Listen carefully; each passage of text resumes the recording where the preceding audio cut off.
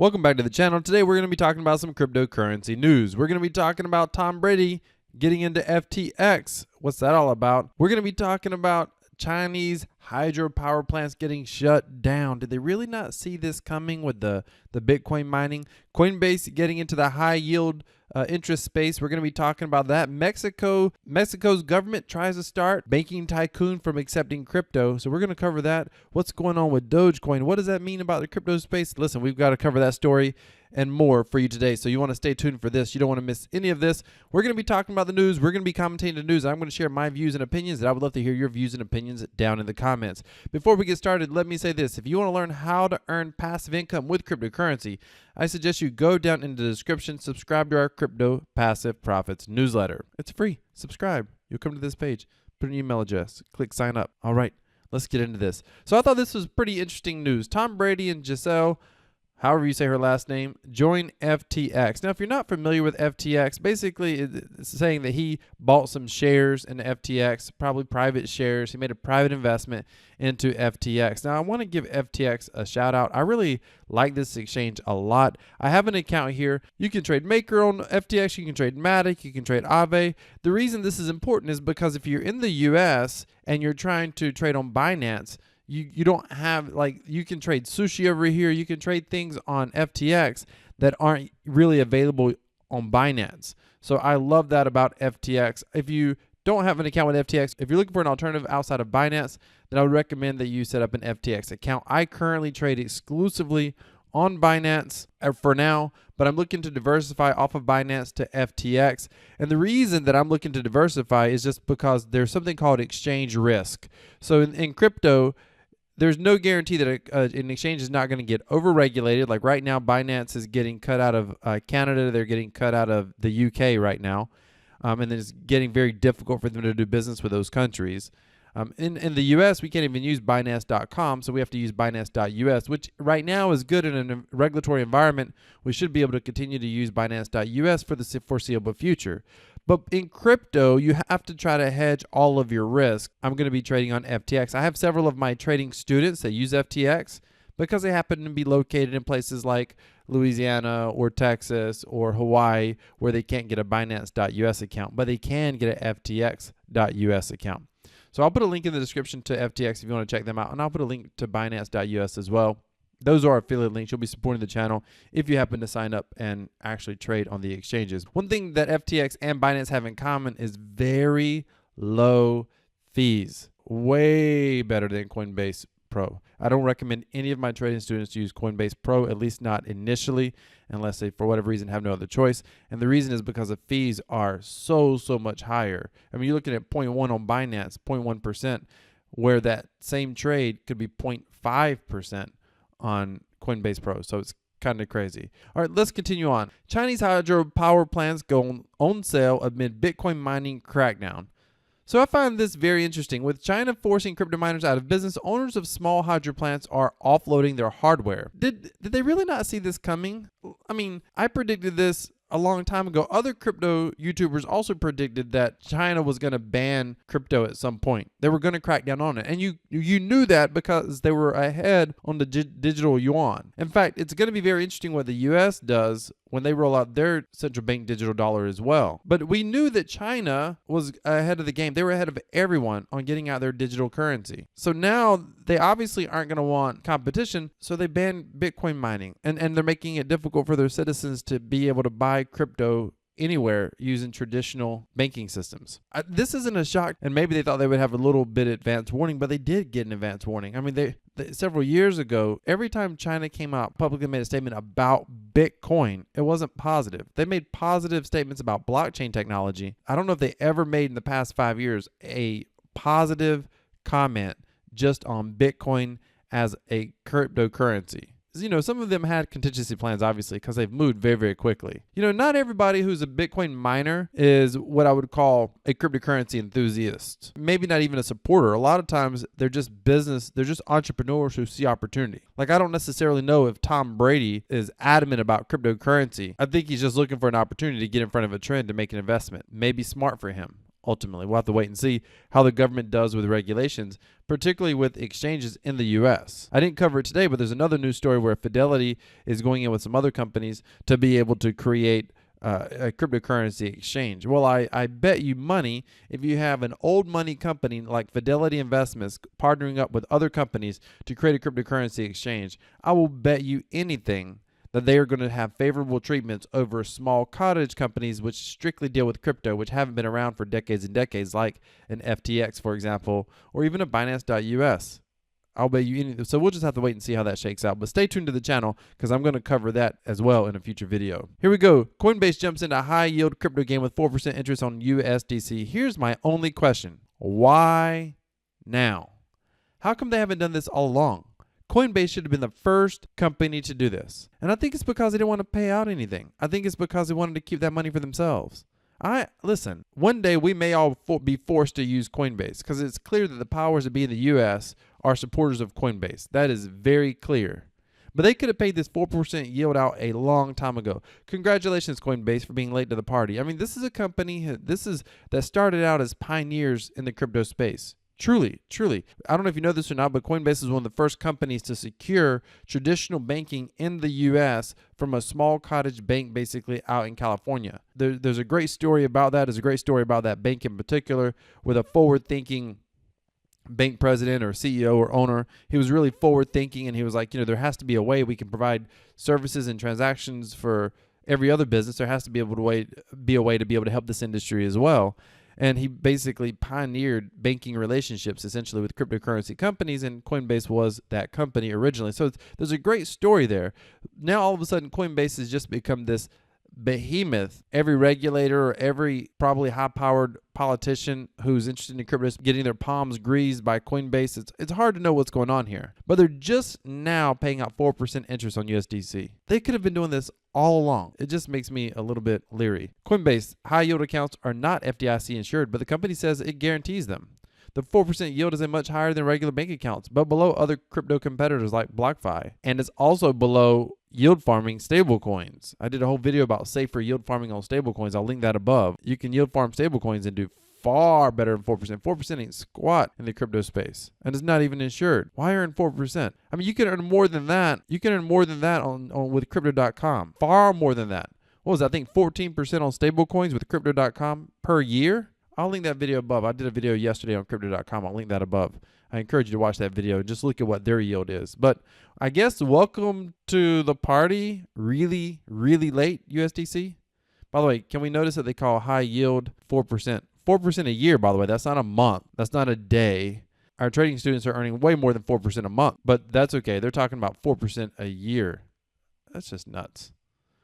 Mexico's financial authorities pour cold water on billionaires' Bitcoin bank plan. The Bank of Mexico and Minister of Finance have issued a statement warning that cryptocurrencies aren't legal tender. Financial authorities in Mexico have warned that institutions are prohibited from accepting Bitcoin because cryptocurrency is not legal tender in the country. The caution came from billionaire financier Ricardo Salinas Pliego revealed that Banco Azteca, one of Mexico's largest banks, was planning to accept Bitcoin. My guess here is he already knew this was going to happen, and he was trying to sort of test the waters to see what they were going to say. Now, if you don't know anything about Mexico, it's a very, very corrupt country. A sizable portion of the federal government is literally ran and owned and paid off by drug cartels. I think this gentleman here is obviously very well connected to be a billionaire in a country like Mexico.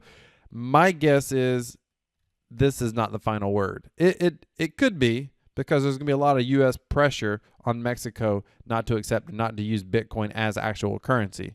But my guess is this isn't the final word. We're going to continue to hear more about this. I'm noticing something, and I talked about this a couple of years ago, as we start to see mass adoption happen. And ladies and gentlemen, we are beginning to see mass adoption happen.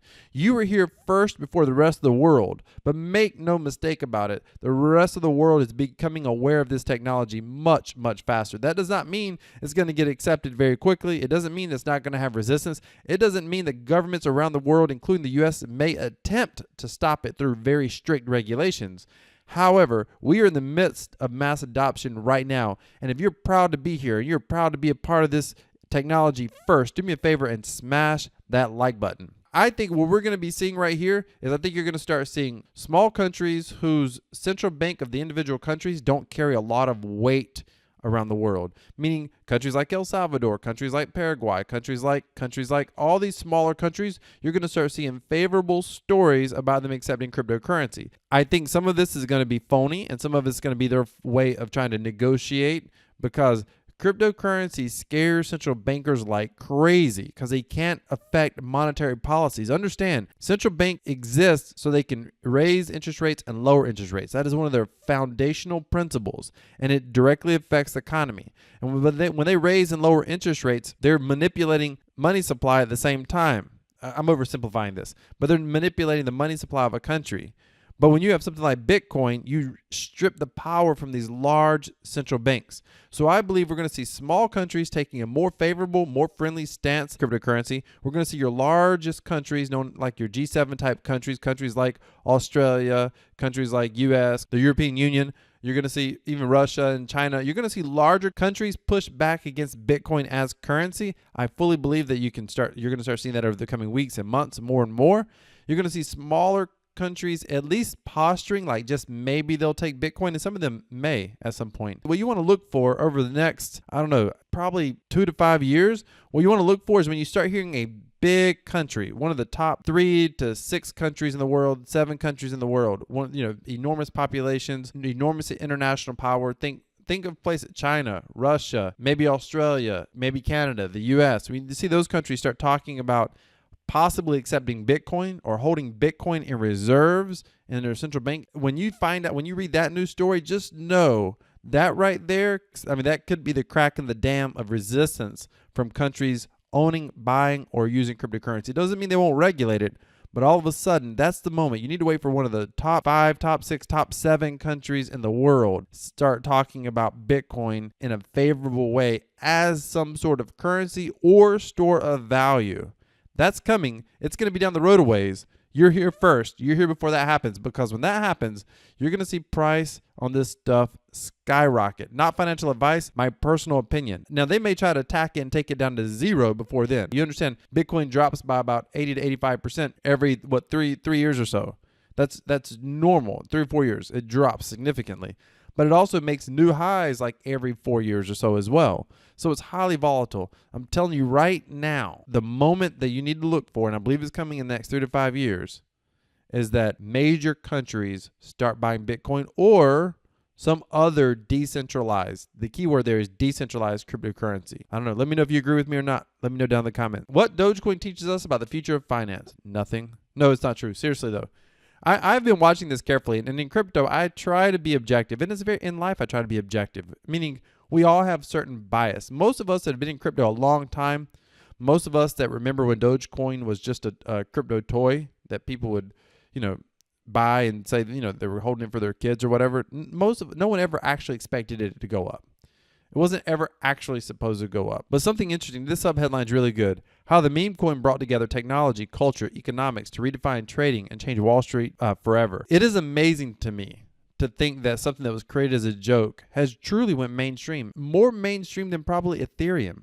Far more people new to crypto know what Dogecoin is, but don't necessarily know what Ethereum does. And I think that says something. You don't have to like Dogecoin. I'm personally not a fan of Dogecoin. I trade it because it's volatile, but I don't hold any of it. But the reason I started trading it is because I realized it's probably not going to go anywhere. I think it's going to stay volatile. I think it's going to go up and go down. But I think even Coinbase is talking about, you might be able to buy Dogecoin on Coinbase now, but more and more crypto payment services are talking about Dogecoin. There was an article, I didn't cover it today, but there's an article where there's a travel platform like a travel portal or booking engine for vacations or whatever is starting to accept payment in Dogecoin. All you need for a cryptocurrency to survive is a community that believes in it. They believe that it has a value. It's crazy that there's so many people who believe in Dogecoin when in the beginning it was supposed to be a joke. But it's not a joke. Companies need 2 things to succeed. It doesn't matter how great the technology is.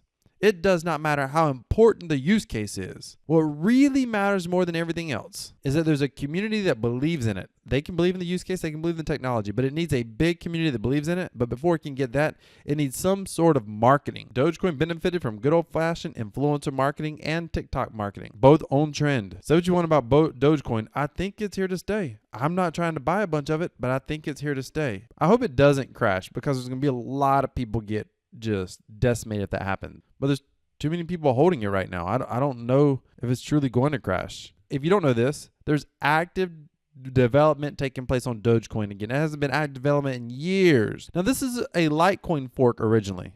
Dogecoin is. It came from Litecoin originally. So you would think, how come Litecoin doesn't go up? Well, truthfully, just because they didn't get the marketing. It was the right marketing at the right time. Again, I'm not trying to hold this stuff in dollar cost average forever, but it's not going anywhere. To kid yourself that it's going to go somewhere, developers right now, pay attention. You all can develop the best project on the planet. You can develop the best technology on the planet.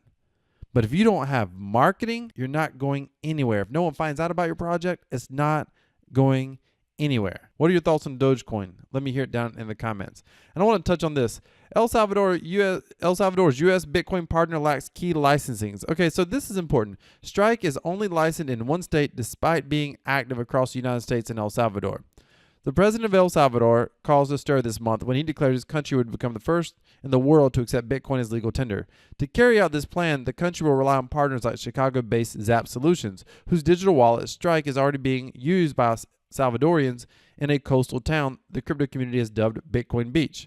Strike has the technology to help El Salvador embrace Bitcoin, but one thing it appears not to have are certain licenses to operate as a money transmitter. An investigation by Decrypt discovered that Zap lacks licenses to operate in most U.S. states. Experts suggest this means many cash and crypto transfers to El Salvador using Strike are potentially illegal, a situation that could further cloud the Central American country's already controversial Bitcoin plans. Strike CEO Jack Mallers and others at the company did not respond to repeated requests for comment. A new face on the Bitcoin scene. Okay, so here's the thing. I absolutely think we can expect to see, because listen, Strike has been operating for a while probably, and no one's said anything, and they've been, probably operating under the radar. They probably are licensed in their own state, and they haven't got, they're probably a startup company, or when they were a startup company, they did not go to every single state to get licensed. You understand how much of a burden that is for a small startup company. You got to go to every single state to get licensed. I mean, it's how you keep small companies out of the financial space, and you keep allowing only big companies in the financial space. And you keep that old money moving around. You create regulations designed, or at least publicly, you say it's about keeping people safe. It's about keeping average citizens safe. But what you really do is make enormous hurdles that small companies can't overcome. And now this company Strike, which I'm not personally familiar with, but they get a shot of a lifetime to be able to help an entire country, and then all of a sudden you find out they don't have the licenses. I can promise you with almost 100% certainty that they're going to have lawsuits coming from some sort of federal government agency, whether whether it's a state or the actual federal government. The U.S. is going to do everything they can to inhibit El Salvador from doing this. Everything they can. I'm still not convinced that the president of El Salvador really wants Bitcoin. But if we're going to move in this direction, I want to see what happens and how it unfolds, because I think it can be extraordinary if they actually accept Bitcoin as legal tender. We'll have to wait and see. I'm not worried. If they want to accept Bitcoin as legal tender, then it's probably going to happen. If this company Strike can't do it, then another company is going to do it. But let's pay attention, ladies and gentlemen. We may see some news stories coming out, and I may cover them on this channel about Strike getting lawsuits or getting in trouble by some sort of law enforcement regulatory agency. We'll have to just wait and see what happens. What do you think is going to happen? Let me know down in the comments. Ladies and gentlemen, today we've been talking about cryptocurrency news. And if you like my take on the news, if you like the way we do the news on this channel, do me a favor, smash that like button, let me know down in the comments, and I can cover more crypto news in the future. Hey, thank you so much for watching. Remember, decentralized cryptocurrency equals freedom. This is Crypto Wealth. I'm out.